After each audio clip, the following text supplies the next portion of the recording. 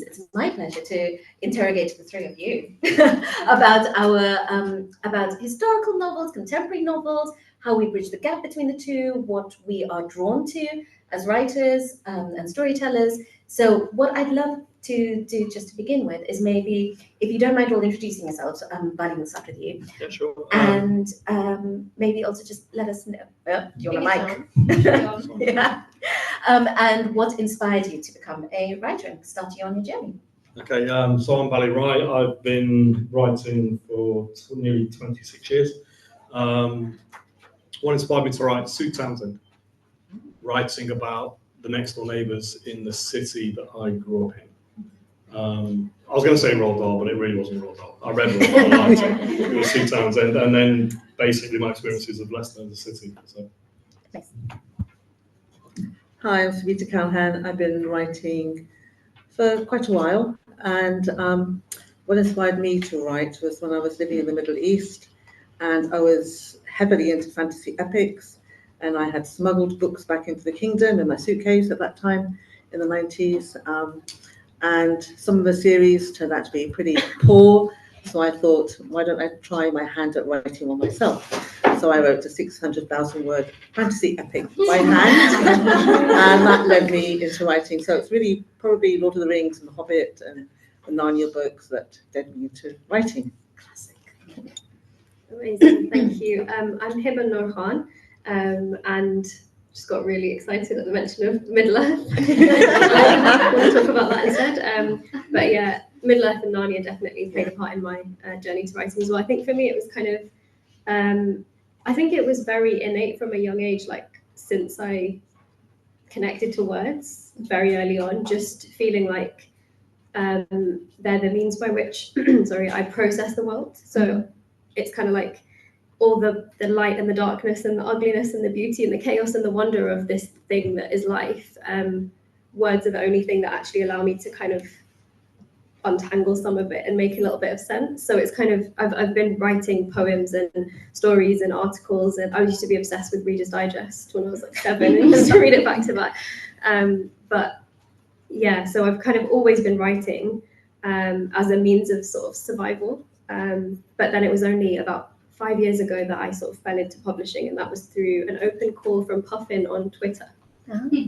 So did you do the Write Mentor thing that they do? No, it was an open call for, they were launching the Extraordinary Lives series. So yeah, they were like, just send in your CV, and I did it, and then I got an email back and I was like, okay, this is definitely a scam, like this isn't, this is not, but I kind of made it through each stage of the sample writing and stuff, and then it was when I actually saw a book with my name on it in Waterstones, I think that was the moment that I was like, okay, maybe this sort of innate relationship that I have with words can actually be something. Yeah. The Extraordinary Lives series, in case you haven't come across it, was that Penguin series about lots of things, and it was actually, I think it was before the Little People Big Dreams went on to sweep the entire charts the entire time with the Taylor Swift one. So which figure did you do? So it was The Extraordinary Life of Malala Yousafzai. Oh, lovely. Amazing. So I would like to ask a little question. My first one really is historical novels versus contemporary. Are you drawn to one story or the other? Why not? Bali, I think you should kick us off because you've written across the board, really. Yeah, I've always, or initially I was drawn to contemporary fiction. So when I started, I wanted to write stories about the next door neighbours based on what I said about Sue Townsend a moment ago. And I was kind of, the upbringing that I had in inner city, kind of working class, super multicultural Leicester, as a youngster, when I read anything, but I always felt like an outsider in those stories until I read Adrian Mole, and there was a Mr. Singh that owned the corner shop, and it was a shop that I went to because he was a real person. You know, nowadays, if somebody wrote that, if a white author wrote that, we'd be going, oh, stereotype, Mr. Singh in the shop. But it was a real shop with a real crazy Alsatian in it that used to try and bite you. So that's what I wanted to do. I kind of was looking at the world around me, and I wanted to reflect that because it wasn't in the books. So that was my starting point. And then in terms of historical novels, I didn't really think of one until I did City of Ghosts. But City of Ghosts was what I was always going to do. I come from a Punjabi family, so the Jallianwala Bagh massacre is massive. Everyone in any Punjabi family, Indian families generally, and Pakistani obviously, but it's Punjabi families particularly that tell that story, and everyone knows it. So my granddad used to talk about it. He used to get really angry and used to get really upset and cry sometimes, particularly in terms of losing, as well later on in the partition, friends that he had who moved to Pakistan and etc. etc. So Jallianwala Bagh was always going to happen, but City of Ghosts was way too early. I've been having a conversation with a publisher at the moment about that. It was the wrong, for a brown person to write it, it was the wrong time. If I'd written it 10 years, 5 years ago, 6 years ago, it would have been completely different, and its reception would have been different. We've actually had a very long conversation on the phone about that last week, about an hour and a half, because I'm going to be doing a sequel to it, hopefully, but it's taken a long time. So yeah, I like historical fiction. I like reading it, but in terms of writing it, up until when I started, it wasn't really on my mind, apart from wanting to write the general Bagh thing. So yeah. Well, I also come from a Punjabi family, yeah, that's in our heritage. But I read Rohingya Mysteries, A Fine Balance, and because I loved reading fantasy epics so much, it really captured my heart completely, because it's epic in its scope, it's historical, and contemporary in many ways as well, because of the situation that's going on at the moment in India, between Muslims and Hindus, and I'm Hindu and my husband is a Muslim, so so it's very close to my heart. But fantasy was much more closer to my heart because it was such an escape from we grew up very, very poor, and the only place we were allowed to go was the library. And being the eldest of 7 children, it was the only place where there was any quiet. You could find many places to sit in the library and be able to read and have the quiet to read in. So fantasy was my first love. But when I was living in the Middle East, and I wrote the fantasy epic, I came back to the UK when my son was born, and I started writing it up on the computer. And then a flyer came home from school warning that a car had been seen outside a local school trying to snatch a child. And that triggered this huge story in my head, so I just dumped the fantasy and wrote this contemporary thriller, which became The Long Weekend. And at that time, I didn't think I could write any Asian characters, because I hadn't really read that many Asian characters in books or in children's books. So my protagonist was an English boy, and his friend in the story is an English boy. And so I wrote that, and I loved writing it. It just literally wrote it within 6 weeks, and then stuck it in the drawer thinking, this is just madness. I don't do this kind of writing. I do fantasy. I do elves and magic and swords and scepters. And then my husband read it, and he said, no, I really think you should do something with this. And I said, well, I don't really know what to do. And so we went to Waterstones, and I bought a Writers and Artists Yearbook, and I went through that and worked out who were the children's agents, and then submitted, the whole bio, synopsis, 3 chapters, and then I heard back from a few agents who wanted to see the whole manuscript. And that's basically how I fell into writing contemporary fiction. Yeah, long story. Are you going to go back to the elves then? One day, hopefully. It's in the bottom drawer. Eagerly awaiting. Yeah. Same question. I just wanted to say it was really interesting hearing what you were saying about the right time. And it's something just hearing that is it's just so frustrating, isn't it? That there's the stories are the stories, but it has to be the right time. It's just 20 years ago, no one wanted to talk about Jallianwala Bagh, was the thing. No one, that just wasn't even a conversation. People were asking David Cameron 10 years later, Prince Charles, are you going to apologize for it? And absolutely nothing later. Yeah. And that must be so frustrating. It's an indication of what mainstream publishing think that non-white authors can and can't write. That's the blunt answer. So, but your editor at the time was then really quite good for having brought it out, in spite of the fact that there wasn't necessarily the considered audience for it. Yes, yeah, the editor. Don't get me wrong, the publishing the editors. It was Random House at that point. So it was Transworld. They got bought by Random House. They're now Penguin Random House, but the the senior fiction editor at Random it was the junior editor, or not so junior, that was pushing at the time. So I've been lucky enough to have 2 or 3 people in publishing at that company who've kind of, up until recently where I stopped writing older fiction, kind of support me. But yeah, just there's a blunt answer. I think sometimes we pussyfoot around the issues. I'm too long in the tooth in this industry to do that now. Black and Asian and non-white people and whatever back you come from, they weren't interested in historical fiction. So they were all like, oh, you grew up in a tough neighborhood, write about it. So it was always supposed to be contemporary. So it's changed, thankfully. But. Well, I look forward to seeing what comes of it in the future. That's really exciting. What was the question? Sorry. I think it was, are you drawn to history or contemporary? But yeah.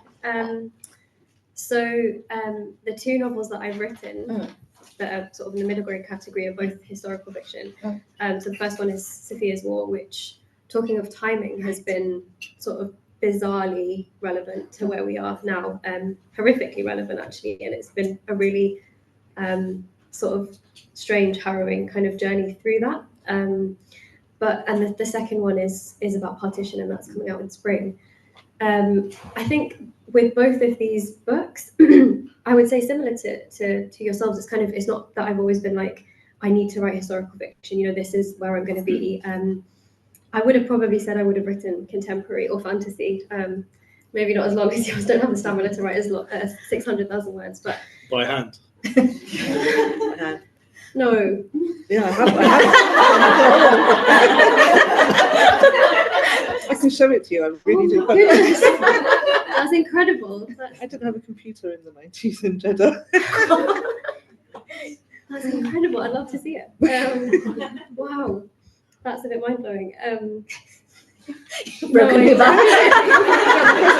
forgot the question again. Yeah, that is also now the minimum for writing. Yeah. Get your pen out. Gosh. But so you weren't necessarily going to be doing so I that. think, but with both of these, I feel like it was kind of like, as cliched as it sounds, it was like the story was there waiting to be told. So it was kind of, and I'm sure most writers will probably identify with this feeling that you kind of get a nudge, like a tap on the shoulder by a character or a moment or a scene. And it's just like it's there kind of bursting to be told. And I think especially with Sophia's War, where it was this moment that was from history that was kind of forgotten and erased. And I suppose for me, it was sort of responding to those nudges and those kind of prompts and going with it. And then realizing how powerful and important and necessary historical fiction really is to understanding ourselves. For every single person, you know, how vital it is. And I mean, I grew up reading a lot of Michael Morpurgo, and also a lot of Enid Blyton. And so, yeah, I think it's kind of, it's sort of all fed into where I'm at now. But yeah, I think it was kind of this like intuitive sense of responding to what I was coming across. Yeah, and I think also with good historical fiction, it's never truly just set in a past. It's always got its echoes. Sometimes not even echoes, sometimes just straight up headlines in what's going on around us today. So I think that's what Sophia's War does so well, and I think that's what we see in your work as well. I have a question about all the thrillers that Savita, you were writing as well, Asian Kid, but also some of the books that you were doing. You were writing a little while back, things like Unarranged Marriage, Romeo and the Rani and Silk book, which I think was Esha saying that was a really fun, you missed that earlier. She was saying that was the first book she'd read that represented her background and put her into her journey of publishing, which I loved as a loop. How conscious were you both, particularly with these sorts of books, which you're writing about a society which is all around us, holding up a mirror to that, but writing it from the inside? Were you conscious of not upsetting these communities? What did you think? I don't mind teaching. Yeah, I've never worried about upsetting anybody. I had this conversation with a group of teenagers at a private school early this year about being offensive. And I just said, when I wake up in the morning, I don't ever wake up thinking I'll be really offensive today. Because I'm going to meet Joe Bloggs at 2:10 in a classroom, and I'm going to say this. you have to be true to yourself, and some people aren't very nice, but I prefer it when people aren't very nice and are honest about it, because then I can walk away from them and avoid them. So yeah, I didn't really think about it. I just wanted to write. With unarranged marriage, it was always just going to be a story about my friends and my family and my school and the streets that I grew up on and all the stuff that I saw around me, and whether people like that or not really didn't bother me in the slightest. Didn't even think about it. Like, at no point when I was writing that in my head was I thinking, well, people like this. It's only after it came out that some of the negative reactions from members of the South Asian community, particularly the Punjabi community in Leicester, that I knew, that kind of made me go, oh, hang on a minute. But then the people, and I say this in schools too, the people that I upset were the racists, sexist, misogynistic, homophobes, etc., in my family. So, and then I just thought, well, I'm doing my job properly. You're not going to lose sleep over that, are you? No, and Ronnie and Sook it was Romeo. I'm glad you nearly said Romeo and Juliet. Sorry. I love Romeo and Juliet. It's how I got into Shakespeare, because of the way it was taught to me in school.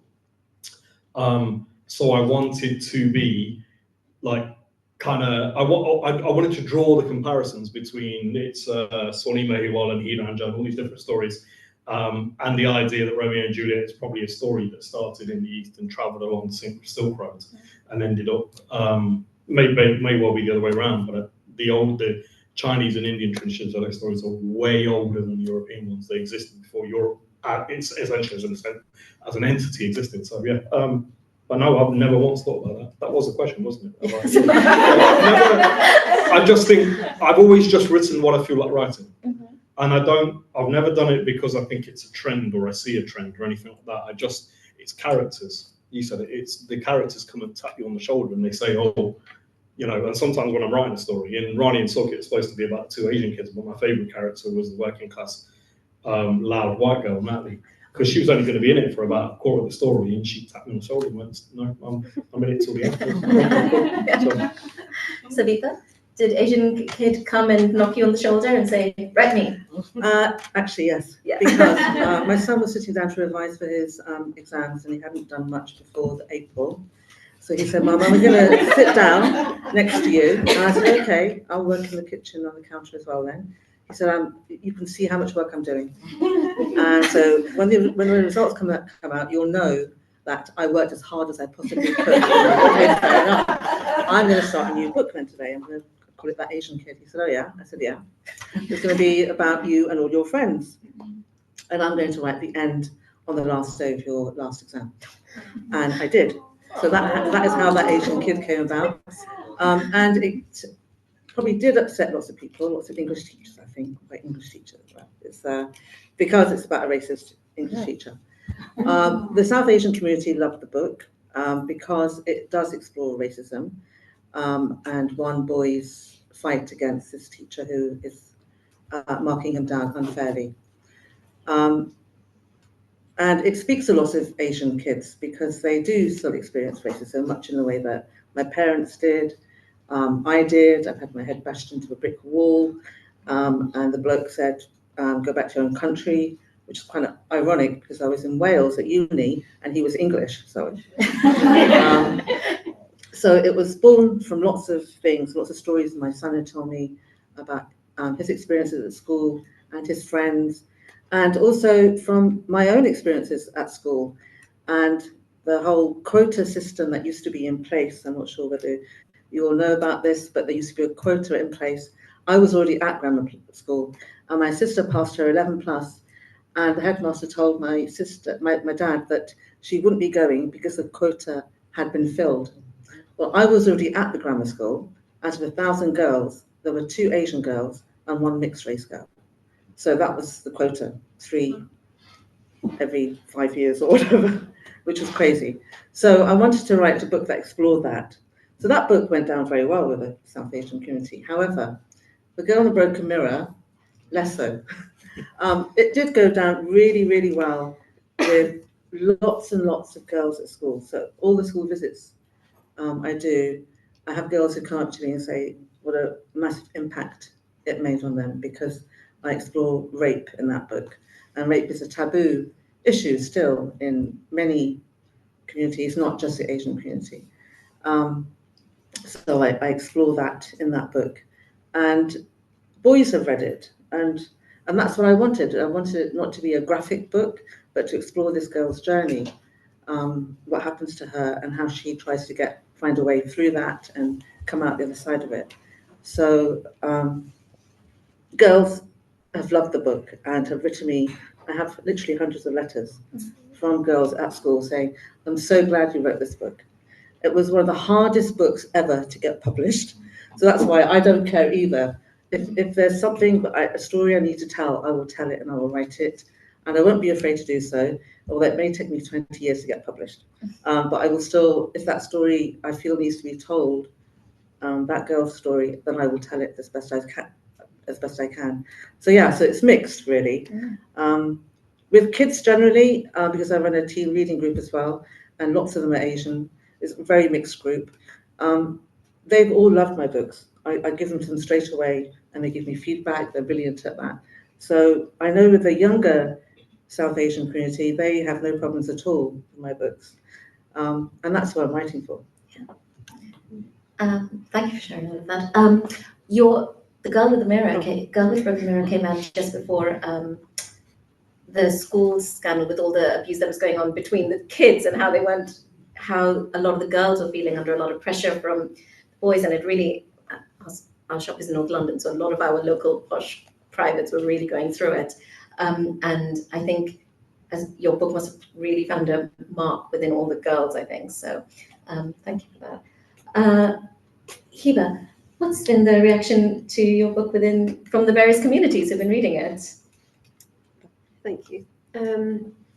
So on the whole, it's been, in terms of my experience and what I've had, has just been really, really positive.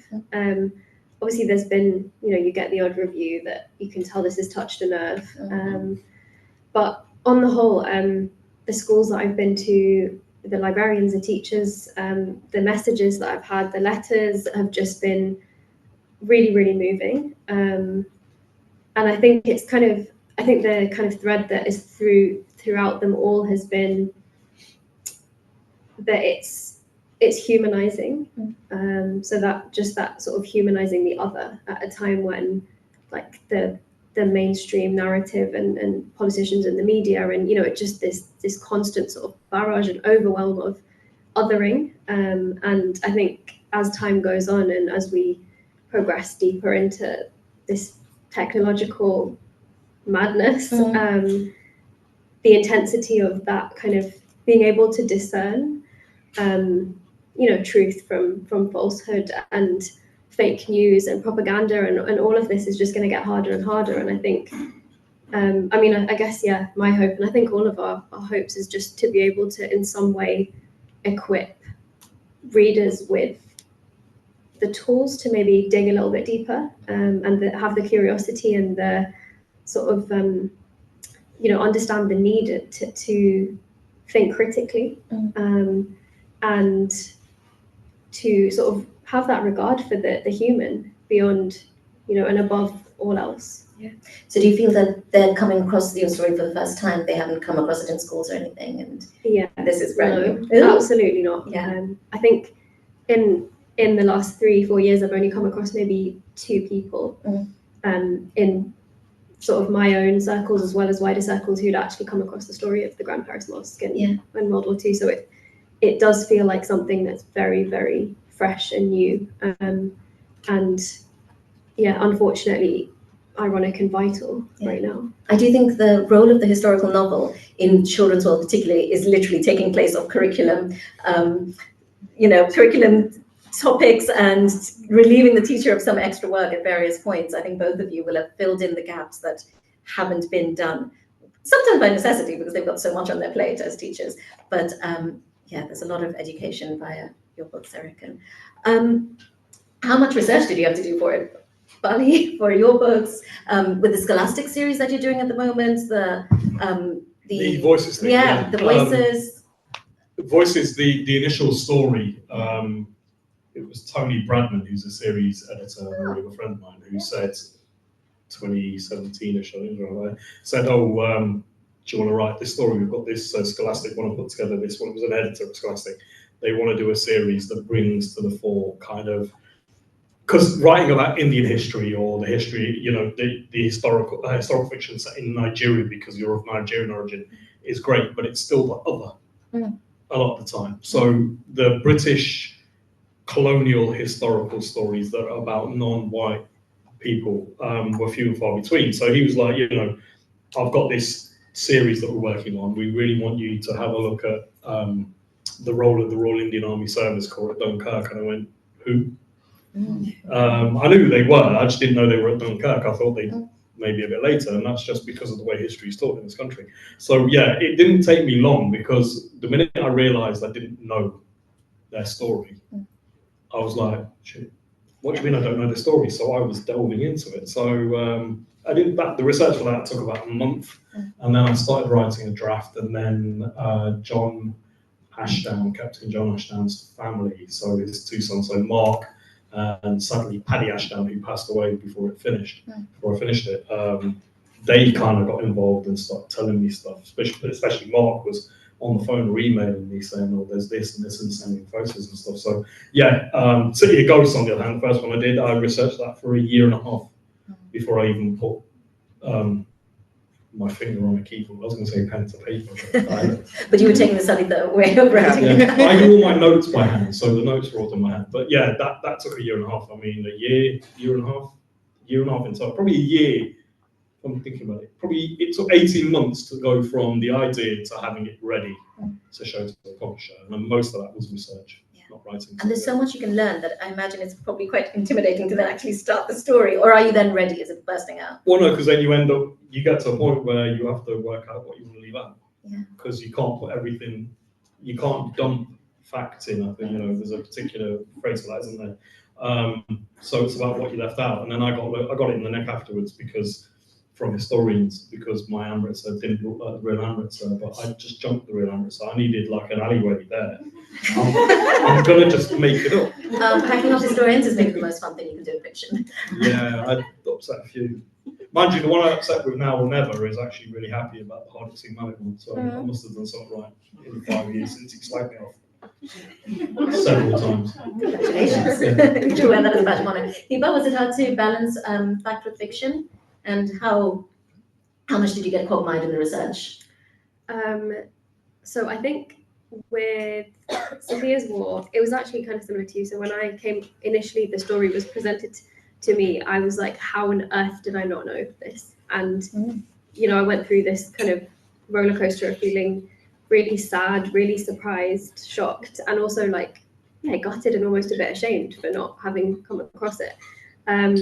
And then it was about 6 months of just, actually I spent some time in Paris as well, did a lot of cycling and having mint tea in the mosque itself, and just trying to speak to people, soak in the atmosphere. I actually wandered around the alleyways to try and, Paris is a bit easier, isn't it? But, and then just sort of archives and, you know, newspaper sources and all the kind of immersion that I could. With my partition book, I think I feel like for that one, the research has kind of probably been like my entire life on a subconscious level, in terms of like just soaking in and absorbing and just the, you know, small moments and like the atmosphere in ancestral family villages and, you know, evenings in my grandma's kitchen and stories that people would tell, and, you know, the sort of emotions and the things that people don't tell as well. So with that, I think that's kind of been a long time coming. But then again, it was maybe 2 years of just sort of dipping in and out of archive sources and reading everything that I could. So some of my favorite adult writers. And yeah, it's kind of just a whole mix of things. Yeah. Oh, I am asking you too many questions, guys. But I'm also really happy that you guys are doing a partition novel, because actually that for such a big piece of history, it's something that I feel like publishing really shies away from. You can get books on all other periods, or a lot of other periods, but partition is the one thing that you really struggle to find reflected in fiction.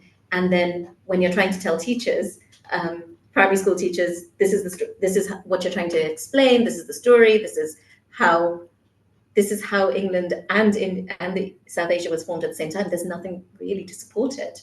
Unless you go back to books that were published maybe 30, 40 years ago, which are still really good, but you've got to also have language and novels that move with the time. So thank you both of you for that. Savita, what is your research? Are you eavesdropping on every child that you're doing a writing course with? Sitting there scribbling?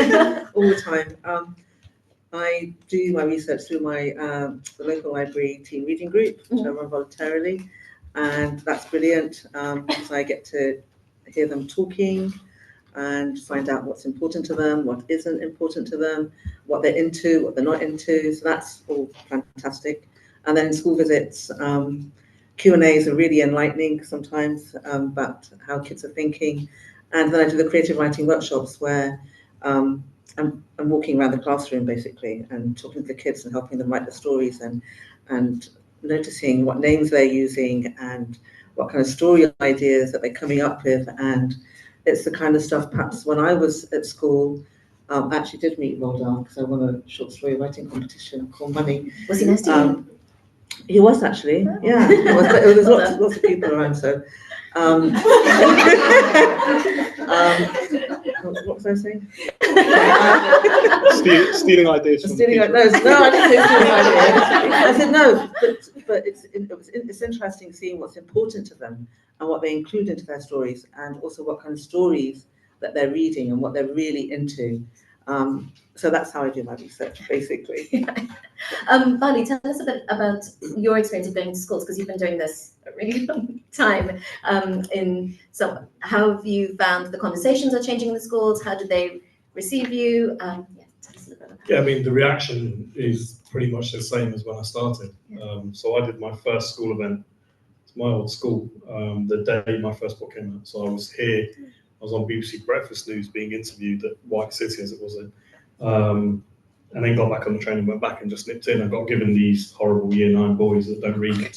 That's not my description. My condolences. Yeah. So the reaction's always been the same. I think I've had several occasions over the years where I've had adults in the room object to some of the stuff I say. So I called Winston Churchill a racist to a group of 500 kids at Monmouthshire Festival, the Monmouth Book Festival, in a beautiful theatre, and one of the teachers complained about me. So the organizer, who knew exactly what I was going to say and kind of went, yeah, he was a racist. Can you send me 2 examples of Winston Churchill being racist? Yeah, sure, bang. So she got back in touch with the teacher. Yes, Winston Churchill was a racist. But yeah, you do, the kids generally have been brilliant over the years. I've noticed more recently, working with a few schools around Leicestershire and Derbyshire that are on the outskirts, that are predominantly white working class kids. So I didn't get into it. A young lady at one of the schools in Leicester got really upset because I said something about immigrants, and she went, immigrants are all, I won't use the word she used, and they shouldn't be in the country. So I've seen elements of that coming back. But then at the same time, I've had to explain to people why in my local secondary school, the Muslim and Sikh kids seem to gang up against each other. So I had to explain the concept of politicians. So I've seen elements of that, but generally the reaction to my stories is the same. It's usually shock, because you go in and you read something and they go, oh, and they look at the teacher, and the teacher's like, apart from the 1 or 2 that complain. So yeah, it's not, I haven't really noticed a lot. I've noticed there's more people going in and out of schools now. As in, when I started, not as many authors were doing regular kind of school events. It used to be like a promotional thing. And I think that's got a lot to do with how little authors get paid for their writing. So that's happening more and more. But yeah, I've been concentrating on younger stuff as well. So I'm kind of I'm setting up a project hopefully to do free school events with primary schools. Which is hopefully funded via a charity that I want to set up. So that's something else. But I think we're catching them. It's interesting you said about primaries. We're catching them too late when they're 14 and they're not really interested in reading, and they don't really know about this more diverse British history. And the great thing about Voices was that's what it was supposed to do. But with Now Never, I've been working with year 5s and 6s. So primary schools, the teachers, the majority of them in the cities know that this is missing from the curriculum, and they love these books. Because they want to bring them in, because they kind of go, we've got to teach World War II. Well, I can pick which book, so let's use something a bit more diverse. But yeah. Thank you. I feel like I'm supposed to hand the mic over to you guys. Sorry, this is the second time I've been told to do this. So if anyone has questions for our lovely panel, have at it. If not, I've got one here. Sorry to leave my mic. Fine. Any questions?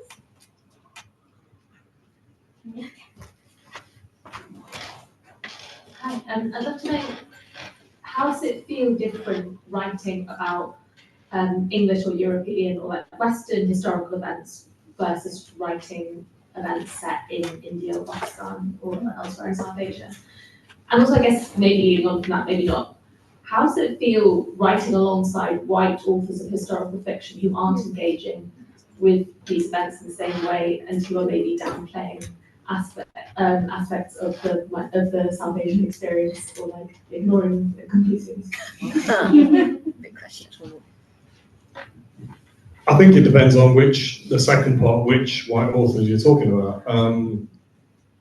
Like I did, I've just done the Hardest Ignite thing, but Tom Palmer, who's a really good mate of mine and a brilliant author, did a story called Flyboy about exactly the same character. So nobody asked him to do it, he just decided that it was something he wanted to do. But yes, the vast majority of them don't care. So they'll do World War II. I always told myself as a kid I was never going to write a World War II story. And when I started, I gave interviews going, you'll never see me writing a World War II story. It's the same old crap day in, day out. It's always about the same kind of stories because I wasn't thinking about the more diverse aspects of it. And then once you start looking at it, you go, oh no, hang on a minute, there's a whole load of untold stories. So yeah, what was the first? I can't remember the first one. Like, does it feel different writing about India versus writing about like England or Europe? No, to me it feels exactly the same. The thing about the historical fiction I've done is British India. So it's just a part of the history of Britain. The fact that the majority of people in Britain don't see it that way is their problem, because that's what it is. It's like I always say to kids in schools, like, my mum was born in 1940, she wasn't born in India. She was a British subject in British India. India came into existence as an entity in 1947. Before the British got there, there wasn't an India. There was a load of principalities and kingdoms and empires that all hated each other. You know, let's be honest. I mean, if you look at the history of India, that's what it was. So, yeah, I don't see a difference. If anything, it's almost like I want to give as much respect to writing about the Indian kind of, or the non-British, non-white British kind of aspects of history as I do, because nobody questions it. You know, you write about, I don't know, refugees escaping Germany in World War II, nobody questions it.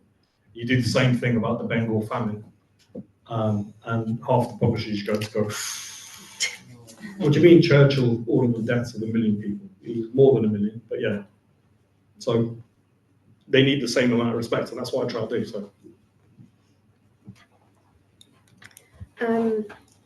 I think in some ways yes, in some ways no. So I think there's definitely this sense that you're writing about children in war, and the essence of that is the same. The experience of that, in a sense, is the same. 100 years ago as it is today, because it's just that human child going through something horrendous.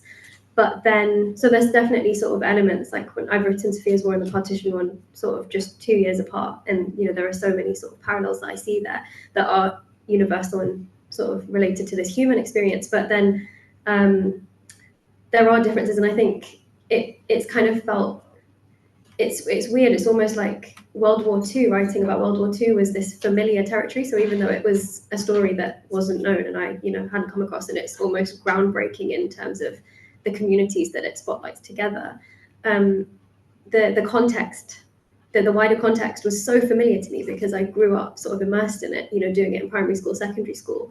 Whereas when it came to South Asian and, Indian or British Indian, whatever we want to call it, history, or I don't know what you call it, that interface of Undivided partition. India, yes. I think is what they call it. Yes. That was kind of, there was definitely a different feeling, and there was this kind of unfamiliarity. And I think there was, struggling to put it into words, ironically, but it's almost like that feels like this huge ocean that's unexplored. As you say, there's such little there, and it was like just pulling out a tiny drops from that. But there was definitely this sense of how much more there is and how little we know of it. Yeah. Can I make that? Yeah. I want to say, I feel like there's so it's really interesting that there's such a gap. We can just about go back to the war now when we come with historical fiction, but don't ask any questions about what was happening before that. Don't ask about the Mughals. Don't ask about any of the rich history. I'm fascinated by English resistance to publishing any stories that are set in other countries just of its own accord. You can sometimes, never mind, you don't have to have an English person in there, but you can't touch that in publishing. So this is my request. I'd like a book set, I'd like a Mughal adventure, please, if any of you guys are listening. Any other questions? Can I ask one? How, when you're writing these historical or contemporary with South Asian protagonists, South Asian issues as well, what's your relationship with the editors? How are you explaining how much context goes into the writing, but also the editing process? Savita, you want to take that? So when The Girl in the Broken Mirror was first sent out, a lot of publishers did ask me to make the characters all white because they didn't want any backlash from Asian community, and also because it would have been easier to sell and to market. So in the end, when I did get a publishing deal for it, I was asked just to change one character to being, she was white. They wanted her to be Asian so that she was the most positive Asian person, therefore, in the book, so that then if there's any comeback, there was positive elements there as well as the negative elements in the book. So that there was that to deal with. With that Asian kid, so much of it is all about one boy's experience and his friends and his family relationships, that I didn't really have to do anything to that as such. The editor was pretty much happy with most of it. I did cut the video into 2 different sections so that when the racist teacher does come out with her racist spiel, it's much later, and then it's for Jeevan, it's like a defining moment, and so they were happy with that. So there were scenes where I had to make a few changes and tweaks, but The Girl in the Broken Mirror really was the big one where that was one of the reasons why it took so long, because of stuff that had been happening in Rotherham and other places, and the upsetting the Asian community was something that no one wanted to do or to court that kind of possible problems.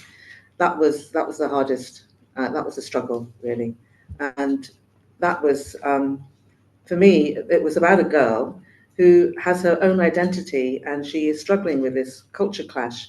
So she has got all the South Asian stuff going on at home. Yes, it is slightly typical, but I grew up with those kinds of, and I know young girls today who are in that situation completely.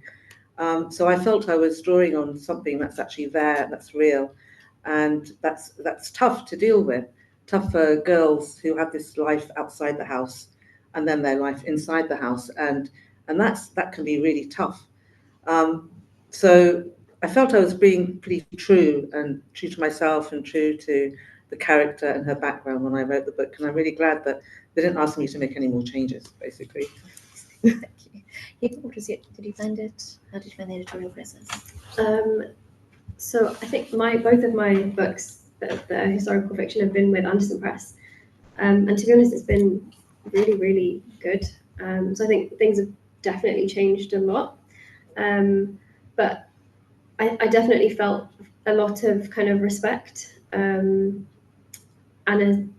a sense of reverence as well for, when, like, if things are sacred in various faiths, in various traditions, there is this kind of sense of like wanting to honor that. And I think there's, naturally there's a lot of kind of diligence that's required. So like hiring sensitivity readers from the relevant backgrounds, which was done across both of them, taking